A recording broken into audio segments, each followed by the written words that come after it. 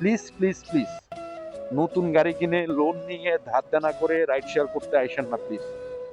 তখন দেখা যাবে কি জানেন, মাস শেষে আপনার কিস্তির টাকাও আপনি দিতে পারতেছেন না। এই হচ্ছে। হ্যালো এভরিওয়ান, ওয়েলকাম টু মুনেস্টো rider BD Facebook page and YouTube channel. Hello everyone, আজকে আপনাদের সাথে কথা বলতে আসছি বিগত একটা টপিক নিয়ে, যেটা নিয়ে আমি অলরেডি কথা বলেছি। বাট তারপরেও আপনারা অনেকে কমেন্ট করেন, আমাকে পার্সোনালি মেসেজ করেন যে অনেকে আছেন রাইড শেয়ার করতে চান। সেই ক্ষেত্রে যদি আপনি কিস্তিতে লোন নিয়ে গাড়ি কিনে যদি রাইড শেয়ার করেন তাহলে কেমন হবে, এবং হচ্ছে বা নগদ টাকা দিয়ে ফুল পেমেন্ট করে যদি বাইক কিনেন তাহলে রাইড শেয়ারের জন্য কেমন হবে। এরকম অনেকে আছেন আমাকে কোশ্চেন করেন, এবং অনেকে আছেন এগেন এই কোশ্চেনও করে থাকেন যে 125 সিসি বা 160 সিসি বা এই ধরনের বাইক কিনে যদি আমি রাইড শেয়ার করি সেই ক্ষেত্রে কেমন হবে। ভাই, আমি আফটার অল যদি কেউ নতুন রাইড শেয়ার করতে আসতে চায়, আমি তাকে প্রথমত টোটালি নিষেধ করি। ভাই, আপনার যদি দুইটা পা দেন, দুইটা পা ধরে আমি আপনার বলি, কখনো আপনার রাইড শেয়ার করার জন্য আপনি বাইক কিনতে যাবেন না, এবং রাইড শেয়ার প্রফেশনে আসেন না ভাই।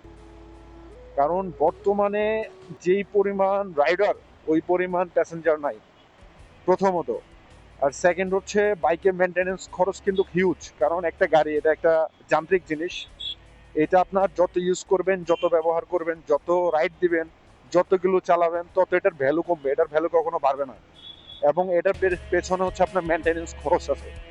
বাইক সার্ভিসিং করানো লাগে, আপনার গাড়ির পার্ট চেঞ্জ করা লাগে আপনার, এরপর তেল মোবিল এগুলো তো আছেই। সো আফটার ওভারঅল সব কিছু মিলায়া আমি বলবো, আপনি যদি নতুন হয়ে থাকেন তাহলে রাইড শেয়ার করতে আসেন না প্লিজ। আমি একেবারেই দ্বিমত পোষণ করি নতুন কেউ যদি রাইড শেয়ার করতে আসতে চায়। এবং সেক্ষেত্রে যদি মনে করেন যে আবার কেউ যদি বলে যে আমি লোন নিয়ে গাড়ি কিনে রাইড শেয়ার করবো, তাকে তো আরো আগে আমি না বলে দিই। এই কাজ ভাই ভুলেও করেন না, পরবর্তীতে নিজে পস্তাবেন, অনেক পস্তাবেন। কেন পস্তাবেন সেটা বলতেছি। ওই যে বললাম যে বর্তমানে রাইড শেয়ারের যে অবস্থা, আপনি রাইড শেয়ার করে পার ডে হয়তো আপনি 1500-2000 টাকা আর্ন করতে পারবেন, ওটা কোনো ম্যাটার না। বাট আপনাকে 1500-2000 টাকা আর্ন করার জন্য আপনাকে মিনিমাম 15 ঘন্টার উপরে রাইড শেয়ার করতে হবে। এবং আপনি আপনি তো প্রত্যেকদিন রাইড শেয়ার করতে পারবেন না, এবং প্রত্যেকদিন আপনার সেম ইনকামও হবে না। আপনি রাইড শেয়ার এটা এমন একটা জায়গা যেখানে আপনি গাড়ি নিয়ে রাস্তায় নামলে আপনি টাকা ইনকাম করতে পারবেন, বাট আদারওয়াইজ আপনি পারবেন না। মনে করেন আমি একটা চাকরি করি, আমার মাসে ছুটি আছে, শুক্রবার ছুটি, সরকারি ছুটি। তো ছুটির দিনে আমি ডিউটি না করলেও কিন্তু আমরা মাসে আছে একটা salary pi. But ride share তো ওইরকম না। আপনি রাইড করবেন তো টাকা পাবেন, এবং শুধু রাইড করবেন টাকা পাবেন এই চিন্তা মাথায় নিলে হবে না। আপনার এর পিছনে খরচ আছে, আপনি যখন রাস্তায় থাকবেন তখন আপনার নিজের একটা খরচ আছে। আফটার অল সবকিছু মিলায় খরচটা হিউজ হয়ে যায়, যা হচ্ছে আপনার বর্তমানে রাইড শেয়ার করে কোনো লাভ নেই। যদি এমন হইতো যে না আমরা ভালো টাকা ইনকাম করতে পারতেছি, ভালো চলতেছে, তাহলে ঠিক আছে, it's okay, good. But ultimately আপনি ফুললি প্রফেশনালি রাইড শেয়ারটাকে নিয়েন না। আমি এটা আগেও বলি, এখনো বলতেছি, আর বলবো যতদিন পর্যন্ত না আমাদের রাইড সেক্টর ঠিক হবে ততদিন পর্যন্ত বলবো। আর এটা ঠিক হবেও না, কারণ অ্যাপসগুলো যেভাবে রাইডারদের পাশা মারে এভাবে আর কেউ মারে না, সত্যি কথা যেটা। অ্যাপসগুলো হচ্ছে সমস্ত ফ্যাসিলিটিস তাদের প্যাসেঞ্জারদের দেয়, বাট রাইডারদের কোনো ফ্যাসিলিটিস নাই। রাইডাররা কুত্তার মতো গাড়ি চালাবে, কুত্তার মতো মাথার গাম পায়ে ফেলবে, বৃষ্টিতে ভিজবে, রোদে শুকাবে। এদিকে অ্যাপস কোম্পানিগুলো তারা তাদের কমিশন নিয়ে যাবে, আর রাইড শেয়াররা মাঠে পড়ে, রোদে পুড়ে, বৃষ্টিতে ভিজে তাদের জীবন শেষ করে ফেলবে। আপনি যখন রাইড শেয়ার করবেন দিন শেষে আপনার মাজা ব্যথা করবে, দিন শেষে আপনার শরীর ভালো লাগবে না, হয়তো বা পরদিন আপনার রাইড শেয়ার করতে মন নাও চাইতে পারে। এটা স্বাভাবিক ভাই, যারা রাইড শেয়ার করে রেগুলারলি তারা এটা জানে। কাজে আমি বারবার না করি ভাই, আপনি রাইড শেয়ার করতে আইসেন না ভাই। আপনার যদি দরকার হয় রাস্তাঘাটে ভাই ফুটপাতে কোনো একটা বিজনেস করেন ভাই। রাস্তাঘাটে ফুটপাতে একটা বিজনেস করতে আপনার ওরকম টাকা পয়সা লাগবে না, ওইখানে আপনার খরচও তেমন হবে না। আপনি 5-6 হাজার 5-10 হাজার টাকার কোনো একটা প্রোডাক্ট নিয়ে রাস্তায় নামায় পড়েন ভাই। আমরা দেখি না অনেকে রাস্তার মধ্যে অনেক কিছু সেল করতেছে ভাই, আপনি ওটা করেন ভাই। ওই ক্ষেত্রে আপনার লোনও নিতে হবে না, কারো কাছে আপনার ধারও চাইতে হবে না, আপনি ওখানে বসে 500 টাকা ইনকাম করলে ওটা আপনার ফুললি প্রফিট থাকবে।